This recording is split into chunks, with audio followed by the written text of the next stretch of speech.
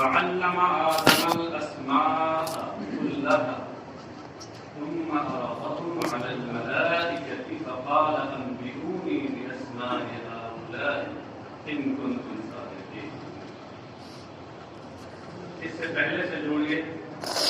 رب تبارک و تعالیٰ نے فرشتوں کو مخاطب کر کے فرمایا تھا کہ زمین میں میں اپنا کوئی نائب بنانے والا ہوں. تو فرشتوں نے عرض کیا تھا کہ کیا تو زمین میں ایسے کو اپنا نائب بنائے گا، خلیفہ بنائے گا جو زمین میں فساد مچائے گا، خونریزیاں کرے گا. ہم تو تیری حمد کے ساتھ تیری بیان کرتے ہیں، تیری تقدیس کرتے ہیں. اس پر رب تبارک و تعالیٰ نے ارشاد فرمایا تھا میں وہ جانتا ہوں تم نہیں جانتے. وعلم آدم الاسماء، اور اس نے آدم کو اسماء سکھا دیے. کلھا، تمام اسماء سکھا دیے. مفسر کہتے ہیں اے اسماء المسمیات کلھا، یعنی تمام مسمیات کے اسماء سکھا دیے. مسمیات مطلب ذوات، جتنی اشیاء ہیں سب کے نام اللہ تعالیٰ نے سکھا دیے. اس سے اشارہ کیا اس بات کی طرف کہ الاسماء میں الف لام عہد خارجی کا ہے، یا یہ کہہ لیجیے دوسری تو بھی ہے کہ الف لام اس میں مضاف الیہ کے عوض میں ہے. اسماء مسمیات تھا، المسمیات کو مضاف الیہ اس کو حذف کیا گیا اور اس کے عوض اور بدل میں مضاف کے احترام لے آیا گیا. بات سمجھا گئی؟ کلھا، یہ تاکید ہے نا اسماء کی. تمام جتنے اسماء مسمیات سب سکھا دیے. مفسر کہتے ہیں حتی القصعۃ والقصیۃ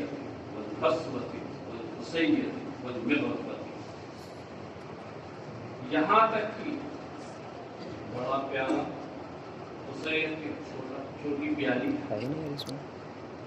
پیالہ اور پیالی چھوٹی چھوٹی معمولی جو چیزیں ہیں ان میں جو فرق ہے وہ بھی سب سکھا دی. والقصوۃ والقصیۃ، قصوہ ہوا خارج کرنا اور قصیہ آہستہ ہوا خارج کرنا، یعنی یہ سب چیز باریکیاں لسانی باریکیاں سکھاتی کہ تیز ہوا خارج کرے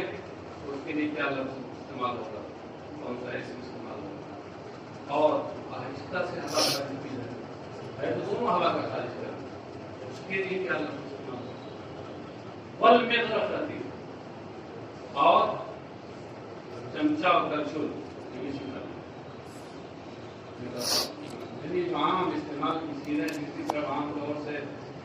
لسانات کے لوگ توجہ نہیں دیتے ہیں وہ سب اللہ نے ان کو سکھا دی ہے. اور صاحب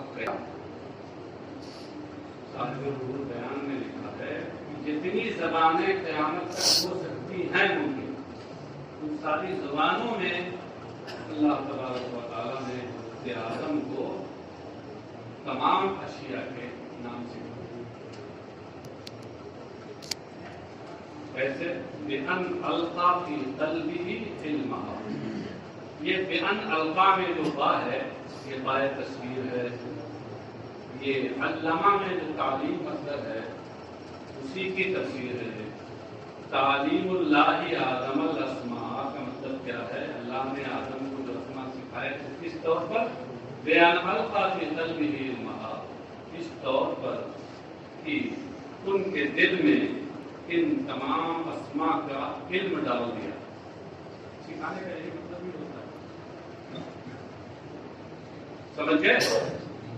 اب بتائیے کہ حضرت آدم علیہ نبینا علیہ السلام کو اللہ تعالیٰ نے تمام اشیاء کے اسماء سکھائے. ایک دو زبان میں نہیں بلکہ قیامت تک ہونے والی جتنی زبانیں ہیں ان زبانوں میں سکھائے. اتنا لسانیات پہلے. اور جبکہ دوسری طرف علماء یہ لکھتے ہیں کہ تمام عام لوگوں کا جو علم ہے وہ نبی کے علم کے مقابل میں ایسے ہے جیسے 7 سمندروں کے مقابل مقابل میں 17 اور دیگر انبیاء کا علم ہمارے نبی کے علم کے مقابل میں بھی ایسے ہی ہے جیسے 7 سمندروں کے مقابل میں 17 حضرت آدم عام انبیاء میں سے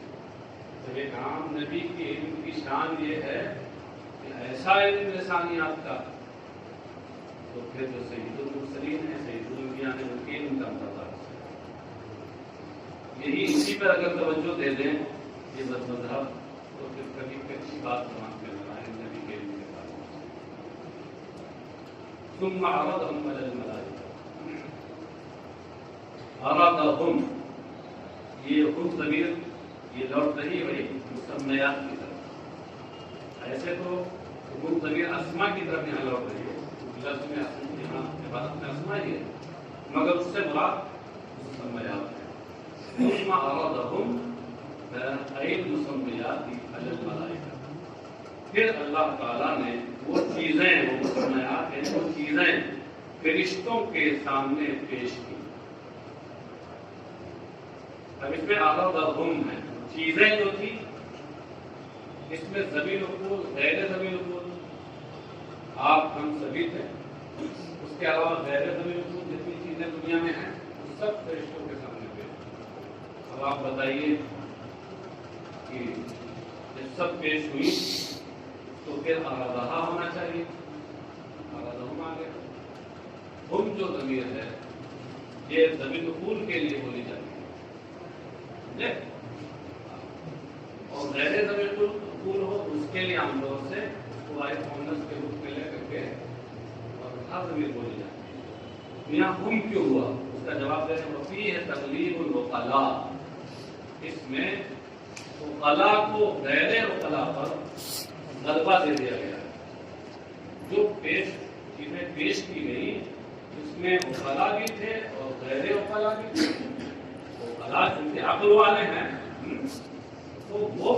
عقل والوں کو غیر عقل والوں پر غیر ضمیر القول پر غلبہ دیتے ہیں وہ ضمیر یہاں استعمال کی گئی سب کے لیے جو ضمیر القول کے لیے آتے یہ تو تغلیب کا عمل ہوتا ہے یہ تو آپ کی جمہوریت ہے اس میں عقل کی کوئی قدر نہیں یہاں تو اگر 9 پاگل ایک طرف کسی کو ووٹ دے دیں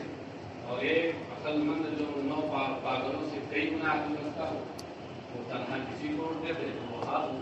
جس کو ووٹ دے گا وہ ہار جائے گا اور 9 پاگل جس کو ووٹ دیں گے ڈاکٹر اقبال نے کہا جمہوریت وہ طرز حکومت ہے کہ جس میں بندوں کو گنا جاتا ہے 1 2 3 4 پاگل ہے کہ کیا نہیں سمجھے بندوں کو گنا جاتا ہے تولا نہیں جاتا کہ عقل کٹی ہے جمہوریت پاگل جمہوریت وہ طرز حکومت ہے کہ جس میں بندوں کو گنا جاتا ہے تولا نہیں جاتا پاگل زیادہ ہوں اور کسی کو ووٹ دے جیت جائے گا عقل مند کم ہے تعداد میں بھلے ایک عقل مند ہزاروں پاگلوں سے اوپر ہوگا عقل مند ہاں لیکن اس کی پہلے صاحب تغلیب العقلاء علی الملائکہ ثم عرضهم علی الملائکہ پھر اللہ نے وہ چیزیں فرشتوں کے سامنے پیش کی فقال انبئونی باسماء هؤلاء ان کنتم صادقین اور میں ارشاد فرمایا اس سے انہیں فرشتوں سے تبکیتاً کا مطلب کیا ہے محشد بین صدر توبیخاً و اصداقاً ان کی زبان بند کرنے کے لیے ارشاد فرمایا انبئونی باسماء هؤلاء ان کنتم صادقین ان چیزوں کے نام بتا دو انبئونی اخبرونی اس تفسیر کا مطلب صرف 2 ہی معنی ہوتا ہے اخبار کا معنی اخبار ہے تو انبیاء کا معنی اخبار ان اسماء کے ان مسمیات کے ان چیزوں کے نام بتا دو ہؤلاء بھی یہاں دیکھیے استعمال کیا گیا ہے یہاں بھی وہی تقلید وغیرہ والی بات ہے ورنہ بے اسماء حاضری ہوتا ہے ان کنتم صادقین اگر تم سچے ہو کس بارے میں سچے ہو فی انی لا اخلق اعلم منکم وانکم احق بالخلافہ اس بارے میں سچے ہو کہ میں تم سے زیادہ علم والا پیدا نہ کروں گا، اور اس بارے میں سچے ہو کہ تم ہی خلافت کے اور نیابت کے زیادہ مستحق ہو۔ اگر اس میں سچے ہو تو ٹھیک ہے۔ اس طرز عمل سے یہ سمجھ میں آیا کہ خلافت اور نیابت اور منصب بلند کے لیے بنیادی شرط علم ہے۔ اسی لیے فرشتوں کے سامنے اللہ تبارک و تعالیٰ نے جو خاموش کرنے کے لیے جو بات رکھی وہ یہی کہ اگر تم یہ سمجھتے ہو کہ ہم بہت زیادہ جانتے ہیں اور ہم سے زیادہ علم والا اللہ نہیں پیدا کرے گا اور خلافت کے مستحق ہے زیادہ، تو چلو بتا دو۔ آدم کو علم دیا اور ان کے سامنے رکھا، اس کے بعد پھر کیا ہوا آگے دیکھیے۔ اچھا، یہاں ایک چیز ہم ترتیب کے اعتبار کہتے ہیں جواب الشرط دل علیہ ما قبلہ، ان کنتم صادقین میں یہ جملے شرطیہ ہیں۔ ہر شرط کا ایک جواب ہوتا ہے، جزا جس کو آپ کہتے ہیں کہ جواب شرط پر اس کا ما قبل دلیل ہے، یعنی ان کنتم صادقین کا جواب اور اس کی جزا یہاں محذوف ہے، اور اس پر قرینہ ہے ما قبل کا جملہ، یعنی انبئونی باسماء ہؤلاء۔ عبارت کیا بنے گی کہ ان کنتم صادقین فانبئونی باسماء ہؤلاء، تو یہ فانبئونی جو جزا تھی محذوف ہے۔ آپ کے ذہن میں یہ سوال آنا چاہیے، بالکل آنا چاہیے کہ پھر خود انبئونی کو کیوں نہیں کہہ دیتے کہ یہ جزاء مقدم؟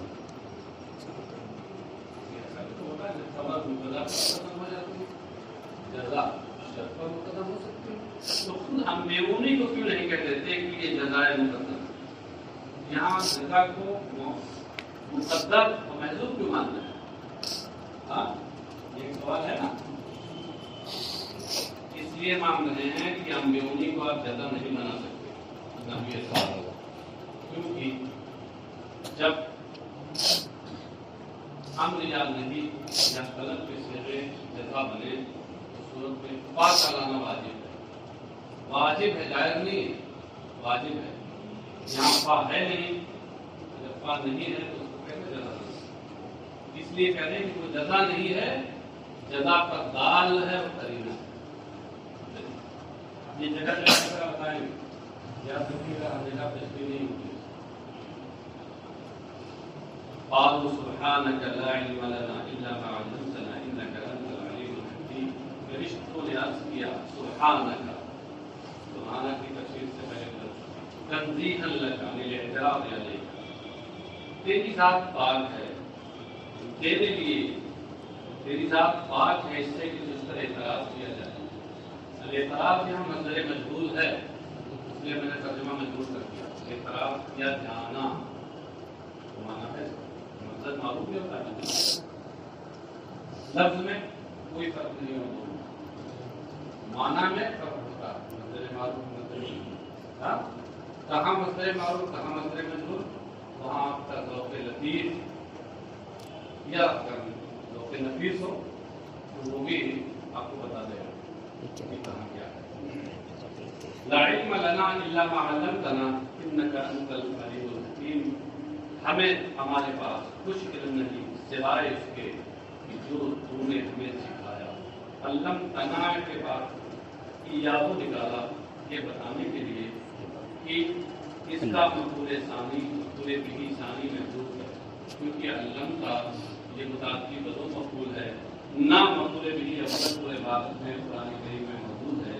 مگر مفعول بہ ثانی محذوف وہ ہے ایاہو۔ سمجھ گئے؟ انک انت العلیم الحکیم، یقیناً تو ہی ہے علم والا حکمت والا۔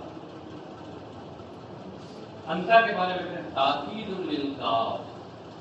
انکا میں جو کاف ضمیر منصوب متصل انکا کا اسم ہے، یہ انتا اسی کی تاکید ہے، یہ انہوں نے لکھا ہے۔ ویسے آپ چاہیں بعض مفسرین نے لکھا بھی ہے تو یہ کہتے ہیں کہ انتا یہاں صیغہ فصل ہے، کاف ضمیر فصل بھی کہتے ہیں،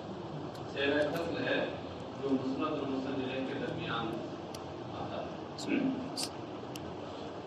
العلیم الحکیم، وہی ہے علم والا، حکمت والا. کیا مطلب ہے؟ الذی لا یخرج شیء عن علمہ، تو ہی ہے علم والا، یعنی تو ہی ایسی ذات والا ہے کہ جس کے علم سے کوئی چیز نہیں نکلتی،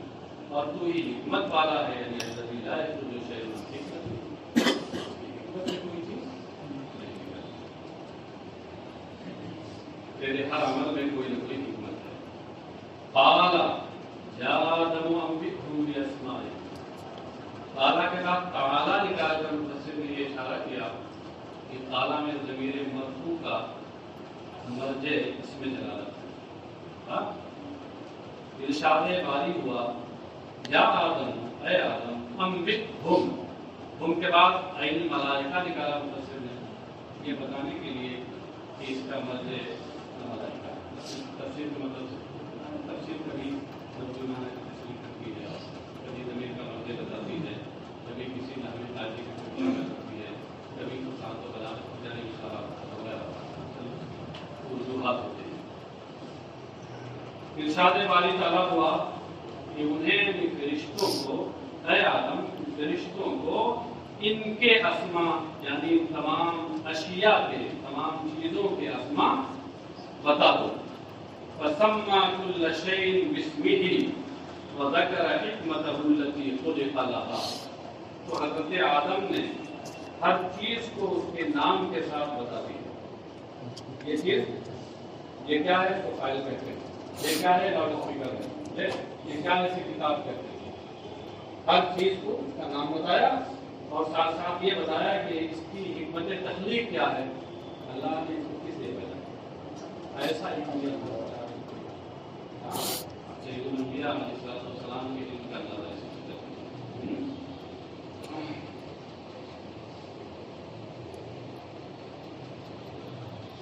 سید الانبیاء کے بارے میں معاذ اللہ کیا کہتے ہیں؟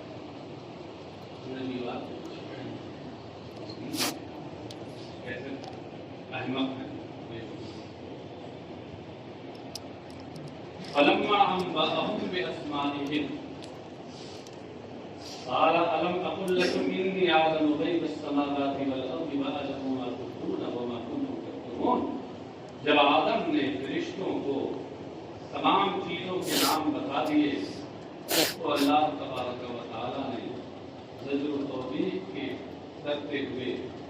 فرشتوں سے فرمایا ألم أقل لكم، کیا میں نے تم لوگوں سے نہ کہا تھا کہ میں آسمانوں اور زمین کی تمام چھپی ہوئی چیزوں کو جانتا ہوں. غیب اس کی تفصیل ماں بابا کی ہمت سے کی ہے، اس سے پہلے بھی اس طرح کی کر چکے ہیں. سارا یہ ہے کہ غیب اصل کے لحاظ سے مطلب ہے، لیکن یہ مسئلہ مجاز ہے، مجاز مرسل کے طور پر آیت کے معنی میں ماں باپ، اور مطلب کبھی اس میں فائل کے معنی میں ہوتا ہے، کبھی اس مفعول کے معنی میں ہوتا ہے. جب ایسا ہوتا ہے تو اس کو اصطلاح میں مجاز مرسل کہتے ہیں، اور مجاز مرسل کے معنی حقیقی اور معنی موضوع کے درمیان کوئی نہ کوئی علاقہ ہوتا ہے جو تشریح کا علاوہ ہوتا ہے. یہاں اس صورت میں کون سا علاقہ ہوگا؟ التعلق الاشتقاقی، اشتقاقی رشتہ. مصدر اسم فاعل میں اشتقاقی علاقہ اور رشتہ ہے نا.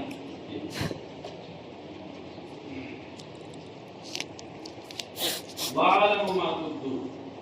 تو میں آسمانوں اور زمین کی سب چھپی ہوئی چیزیں جانتا ہوں. وَأَعْلَمُ مَا تُبْدُونَ وَمَا كُنتُمْ تَكْتُمُونَ، میں وہ جانتا ہوں جس کو تم ظاہر کرتے ہو اور جسے تم چھپاتے تھے. ظاہر کرتے ہو، تبدون، اس کی تشریح میں کہتے ہیں تظہرون. اس سے اشارہ کیا کہ یہ تبدون ابتدا بمانا اظہار سے مشتق ہے. تبدون کا مانا ہوگا تظہرون. اب اس کے بعد پڑھا ہے من قولکم اتجعلون فیہا، یہ بیان اور تفسیر ہے ما تبدون میں ما کا، کیونکہ ما موصولہ وہ ہما ہے، اس میں ابہام ہوتا ہے، اس ابہام کا بیان میں بیانیہ کے ذریعے. میں وہ جانتا ہوں جس کو تم ظاہر کرتے تھے. کیا ظاہر کیا تھا؟ اللہ کی بارگاہ میں لوگوں نے کہا کیا تو ایسے کو سرکہ بنائے گا کہ جو بعد میں جائے گا مجھے ایسے یاد کریں یہ تو ظاہر کیا تھا اب تو چھپائے ہوئے بھی تھے اللہ فرماتا ہمارا تم تکتمون اور جو تم چھپاتے تھے اس کو بھی میں جانتا وہ کیا تھا تکتمون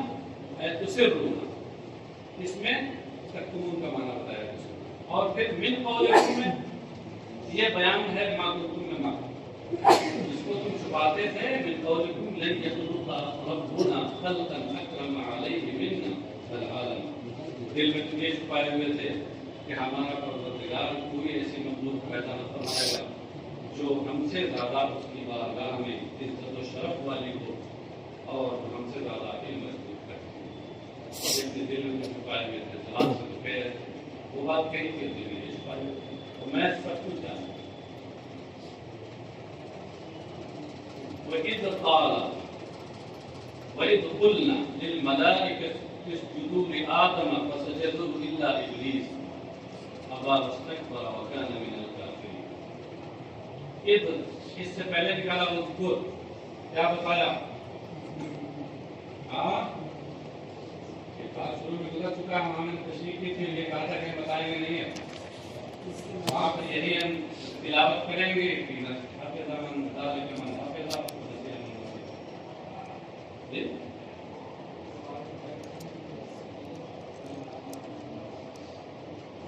یہ اپنے ماں باپ جملے کے ساتھ مذاکرے کے ساتھ مل کر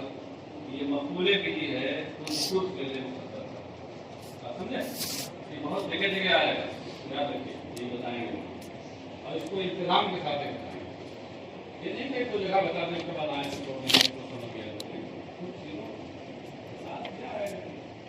کچھ چیزیں ایسی ہیں کہ جن کو انتظام کر لیا اس کو ضرور بتائیں گے ابھی کچھ اور چیزیں میں دکھاؤں گا حالانکہ کر سکتے تھے وہاں کے ساتھ یاد کرو اس وقت کو جب ہم نے فرشتوں سے کہا آدم کو سجدہ کرو سجود آدم اس کے آگے مفسر کہتے ہیں سجود تحیت یہ سجود تحیت سے اشارہ کیا کہ اس جدو میں جو سجدہ ہے اس سجدہ سجدہ تعظیمی یہ اور بات ہے کہ یہاں پر مفسرین کے اختلاف ہے بعض لوگ اس کو سجدہ تعبدی اور سجدہ عبادت میں محمول کرتے ہیں اور بعض لوگ اس کو سجدہ تحیت اور سجدہ تعظیم میں محمول کرتے ہیں یہ ان کا رجحان اسی پر سجدہ تعظیمی سجدہ تعظیمی کا مطلب کیا بالانحناء انحناء نے جھکنا کرلو یہ بالانحناء میں جو بات ہے تصویر ہے اس جزو میں کا جو مطلب سجدہ ہے اسی کی تفسیر ہے مطلب کیا ہے سجدہ تعظیمی یعنی جھکنے کا جیسے درباروں میں جھک جاتے ہیں تو یہ بات سمجھیے کہ سجدہ تعظیمی ہماری شریعت میں حرام ہے اور سجدہ تعبدی اور سجدہ عبادت کو یہ ہر شریعت میں غیر خدا کے لیے حرام ہوتی ہے سجدہ عبادت تو صرف اور صرف معبود کے لیے ہو سکتا ہے اللہ کے لیے ہوتا ہے اور سجدہ تحیت اور سجدہ تعظیمی یہ سابقہ امتوں میں جائز تھا لیکن امت محمدیہ میں شریعت محمدیہ میں یہ بھی جائز بات سمجھ گئے جو مفسرین اس کو سجدے کو سجدہ عبادت میں معمول کرتے ہیں وہ یہ کہتے ہیں کہ لآدم میں لام الہ کے معنی میں تو مطلب یہ ہوا کہ قلنا للملائکۃ اسجدوا سجود عبادت الہ آدم لے آدم نہیں الہ آدم کی طرف تمہارا منہ ہونا چاہیے اور سجدہ میرے لیے ہونا چاہیے میں معبود تو اس صورت میں آدم مسجود الیہ تھے مسجود لہو نہیں مسجود لہو جس کے لیے سجدہ کیا جائے مسجود الیہ جس کی طرف سجدہ کیا جائے سجدہ تعظیمی جو لوگ مانتے ہیں وہاں آدم کو مسجود لہو کہتے ہیں انہیں کے لیے سجدہ کیا گیا سجدے کا اور سجدہ عبادت جو لوگ یہاں مراد دیتے ہیں وہ کہتے ہیں کہ یہاں لام بمعنی الہ ہے تو آدم مسجود لہو نہیں ہے مسجود وسجدوا الا ابلیس، سب نے سجدہ کیا سوائے ابلیس کے۔ یہ ابلیس وہ ابو الجن کان من الملائکہ، یہ ابو الجن تھا، جنوں کا باپ، کان بین الملائکہ، یہ فرشتوں کے درمیان تھا۔ اس سے اس بات کی جانب اشارہ کیا کہ الا ابلیس میں جو الا ہے یہ استثناء منقطع کے لیے، جی متصل میں کیا ہوتا ہے کہ کچھ چیزیں ذکر کریں گے اور چیزوں سے، ان چیزوں کے حکم سے کسی کو خارج کیا گیا، اسی کی جنس سے، اور اگر اس سے نہ ہو، الگ ہو، تو اس صورت میں وہ استثناء۔ تو جب یہ ابلیس فرشتوں میں سے تھا ہی نہیں، اور اللہ تعالیٰ فرماتا کہ ہم نے فرشتوں سے کہا کہ آدم کو سجدہ کرو، آپ بغور دیکھیے کہ اعتقاد پڑے گا نا کہ فرشتوں کو حکم ہوا تھا تو ابلیس کو تو حکم ہی نہیں ہوا تھا، کیونکہ ابلیس فرشتوں میں سے تھا ہی نہیں، فرشتوں میں سے تو نہیں تھا، لیکن کانا بین الملائکہ، فرشتوں کے درمیان گھل مل کے رہتا تھا، اور جب کوئی شخص کسی میں گھل مل کے رہتا ہے تو اسی کو حکم ہو جاتا ہے، اس لیے اس حکم میں تھا وہ شخص۔ یہ اور بات ہے، گہرائی میں جانے کے بعد یہاں اختلاف ہے مسلم کے بعض لوگوں نے اس کو استثناء منقطع کے بجائے استثناء متصل قرار دیا۔ ابا واستكبر وكان من الكافرين، اس نے انکار کیا، یعنی امتنع من السجود، سجدے سے وہ باز رہا۔ واستكبر، تکبر کی تفسیر میں کہتے ہیں، استکبر کی تفسیر میں کہتے ہیں تکبر، اور اس نے تکبر کیا، یعنی اپنے آپ کو اس سے بڑا ظاہر کیا۔ تکبر کا معنی کیا ہوتا ہے؟ بڑا ظاہر کرنا۔ متکبر اسی کو کہتے ہیں جو اپنے آپ کو بڑا ظاہر کرے۔ تو اس تکبرہ کی تفسیر تکبرہ سے کر کے بات کرنے کی اشارہ کیا ہے، اس میں باب استحال کی خاصیت موافقت تفاعل پائی جاتی ہے، سمجھے؟ باب استحال کی جو بہت سی خاصیتیں ہیں، ایک مطلوب خاصیت ہے طلب ماقصد، وہ یہاں نہیں پائی جا رہی، بلکہ موافقت تفاعل، یعنی تفاعل کے ہم معنی ہونا، وہ پایا جا رہا ہے۔ تو اس نے اس سے اپنے آپ کو بڑا ظاہر کیا۔ قال انا خیر منہ، کہا میں ان سے بہتر ہوں، ان سے بڑھ کر ہوں آدم سے۔ قرآن کریم میں آیا نا کہ انا خیر منہ خلقتنی من نار وخلقتہ من طین، تو نے مجھے آگ سے پیدا کیا ہے اور انہیں مٹی سے پیدا کیا ہے۔ آگ کی فطرت میں اوپر کی طرف جڑتی ہے، ابھی آپ نے شعلے دیکھے ہیں آگ کے چل رہے تھے تو آگ اوپر بھاگ رہے تھے، نیچے کی طرف تھوڑا جا رہے تھے، شعلے اوپر جاتے ہیں، اور مٹی کی فطرت سے نیچے جانا، تو یہ نیچے ہیں، ہم اونچے ہیں، اوپر کی طرف جاتے ہیں، یہ اونچے والے کو نیچے والے کے سجدے کرنے کا حکم دے رہا ہے، یعنی اس نے غلط قیاس کیا، اور کان من الکافرین، اور کافروں میں سے، یہ کافروں میں سے۔ تو اس میں یہ شبہ ہے کہ نہیں تو بڑا عبادت گزار ہوا اور بڑا فرما بردار تھا، تو پھر اس کو یہ کہا کیوں جا رہا ہے کہ وہ کافروں میں سے کھانا تو ماضی کے لیے آتا، اور ماضی میں اس سے پہلے تو وہ عبادت گزار اشیاء، تو کھانا مل کا پھر کیسے پکڑا جا رہا ہے؟ تو فصل نے کہا کہ مل جائے گا، سوال کا جواب دے دیا۔ مطلب یہ ہے کہ دیکھنے میں تو عبادت گزار اور اشیاء تھا، لیکن علم الہی میں وہ کافروں میں سے اللہ کو معلوم ہے۔